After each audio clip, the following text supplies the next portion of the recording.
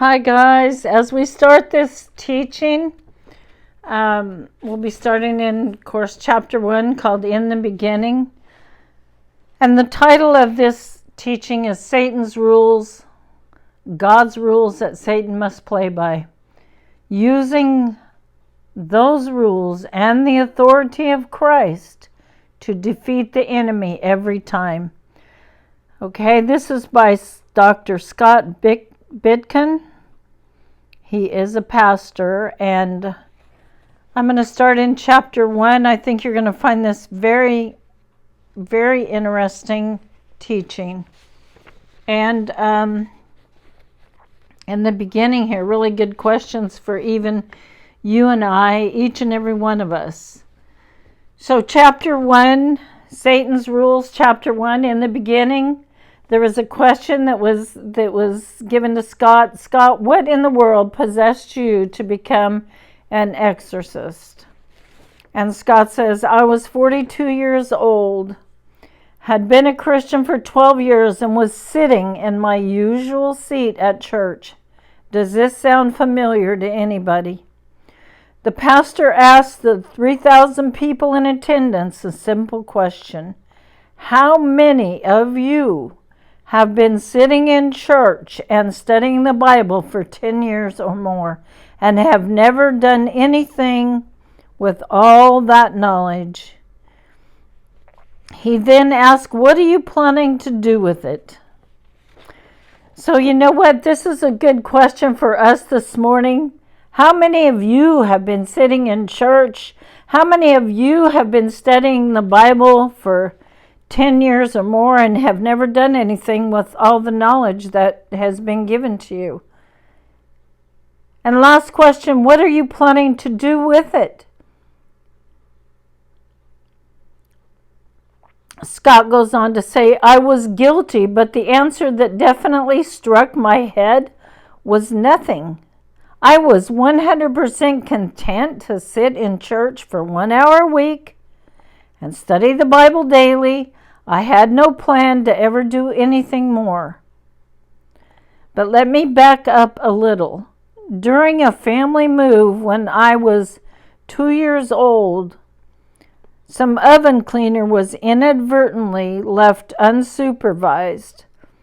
I drank some of it and severely burned and scarred my esophagus. I had to learn how to cope with what and how I could swallow from that point on. At breakfast, the morning after the pastor's question, my throat swelled completely shut, and I couldn't even swallow water. A doctor scoped me, took nodule samples, and sent them out for a biopsy. There was 95% chance that the samples were cancerous. So if the biopsy came back positive, life expectancy was less than 2 months. I was in shock. On the way back from the doctor, I listened to a Christian radio program where a pastor was ministering to a woman who professed to have demons.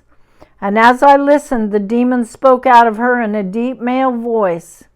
And after a brief fight, the pastor cast it out of her. She instantly felt better. I was transfixed by this program. I thought, no way, this can't possibly be real. The next day I called the pastor's office in Denver. One of his assistants said he had a small deliverance team in Phoenix, and if I would call the team leader, he might allow me to attend a private session. I called and I was granted permission. A tiny 60-year-old woman entered the small prayer room. She was head of the women's ministry at a very large church. She still suffered greatly from the effects of a rape that happened when she was 17 years old.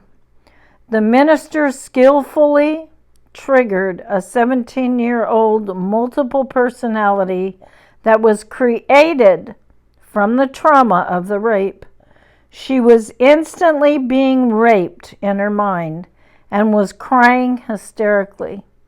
Jesus took the pain from that wound, and in a moment the crying stopped, and there was complete peace. A demon angrily manifested and in a male voice declared, "My name is Rape, and she's mine. I'll never let her go." The minister asked the demon if he still had legal right to stay in that wound. And the demon softly spoke up, growled, "No," and he was cast into the pit. And the woman joyfully raised her hands and praised God. It was amazing to watch. No one could fake what I just saw with my own eyes.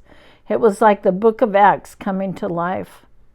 And prior to the deliverance, I was instructed by the minister to observe, keep my mouth shut, and pray.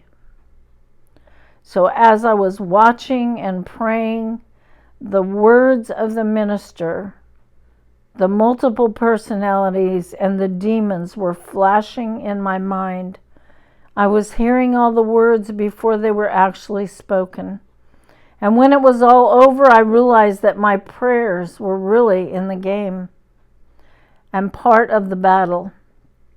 I decided that I was going to do this for the next 2 months and then most likely die.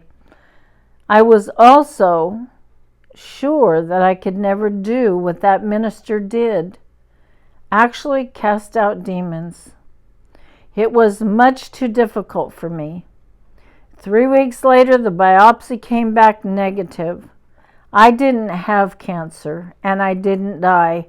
Here I am 18 years later, having performed over 10,000 deliverances and trained over 5,000 people to be exorcists.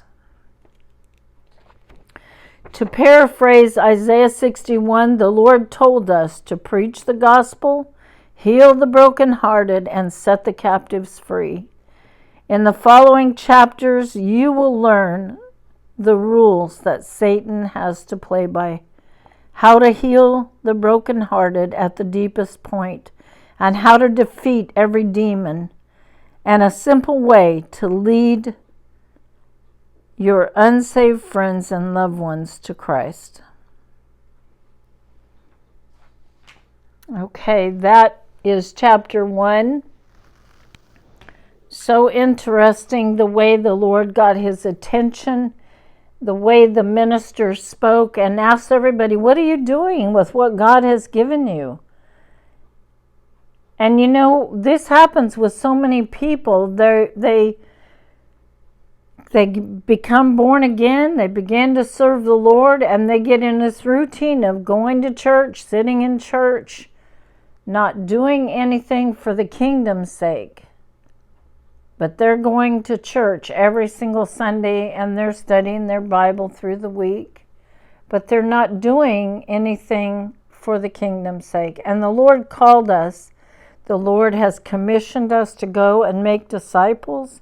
He has commissioned us to go and set the captives free. As we go through the New Testament, we find so many instructions that the Lord gave us. And he said, you know, he has continuously said for us to obey his word, to be obedient to the word of God, to those who endure to the end. What does he mean by endure? To those who hang in there, to those who continue to serve, not to those who sit in a church seat. Not that I'm saying that anybody would be going to hell over that. I'm just saying, what are we doing with our lives? We've been given a brand new life. We've been given his righteousness, everything handed right to us as a gift from God, and we've done nothing with it but selfishly hold that. I almost want to say like the 1 talent and the 2 talents and the 5 talents. We've selfishly held that one little talent and just go to church, go home, go to church, go home. And it is selfish because there are people all over this world that need Jesus.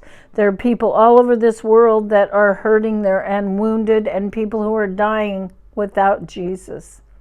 So God has a plan for each and every single one of us. We need to find out what that plan is. Just like Scott did here, the Lord clearly showed him what he wanted him to do and gave him a heart for it and a desire for it. And he's been doing it for over 20 years, to my knowledge. So in saying that, I'm going to ask you again, what are you doing with what God has given you? Did you go bury your talent?